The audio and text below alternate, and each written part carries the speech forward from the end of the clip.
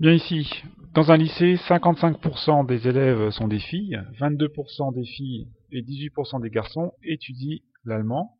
On choisit au hasard un élève du lycée.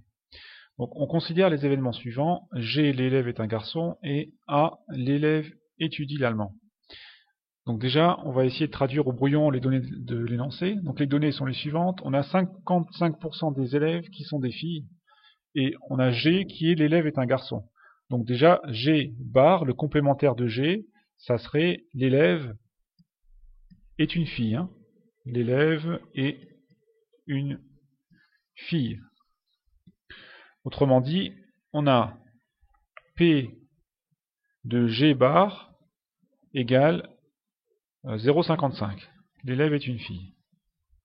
D'ailleurs, on a tout de suite P de G. Hein. Vous savez, formule du cours, hein, P de G égale 1 moins P de G bar. Donc on a tout de suite P de G égale 0,45. Hein. 1 moins 0,55 égale 0,45.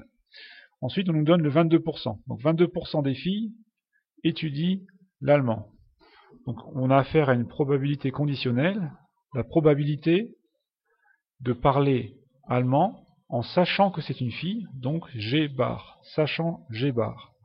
On vous dit que c'est 22%, donc 0,22. Ensuite, on vous donne le 18. 18% des garçons étudient l'allemand, donc la probabilité de parler allemand sachant que c'est un garçon, c'est 18%, donc j'écris 0,18. On répond aux questions. Alors, sachant que l'élève choisi est un garçon, quelle est la probabilité qu'il apprenne l'allemand?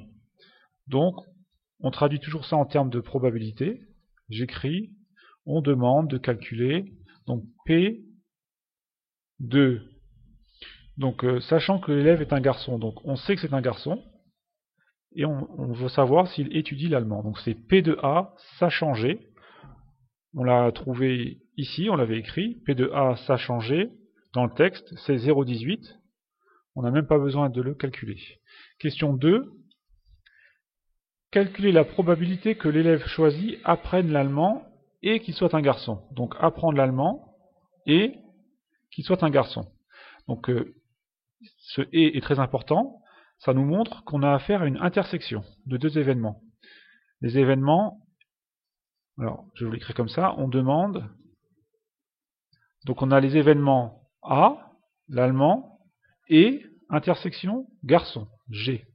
Puis on demande la probabilité donc de A inter G. Alors pour P de A inter G, on a le cours qui nous dit que P de A inter G égale, alors on a P de A sachant G, P de G comme formule, mais évidemment A et G ont un rôle symétrique, vous voyez, puisque A inter G c'est pareil que G inter A, autrement dit on peut inverser le rôle de A et de G dans la formule. Donc on a aussi P de G sachant A, P de A. Donc soit c'est la formule du haut qu'il faut utiliser, soit la formule du bas.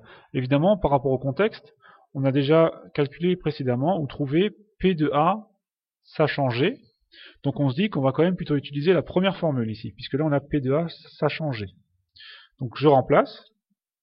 P de A sachant G 0,18 multiplié par P de G on l'avait au début, ici 0,45. Voilà. Voilà, égale.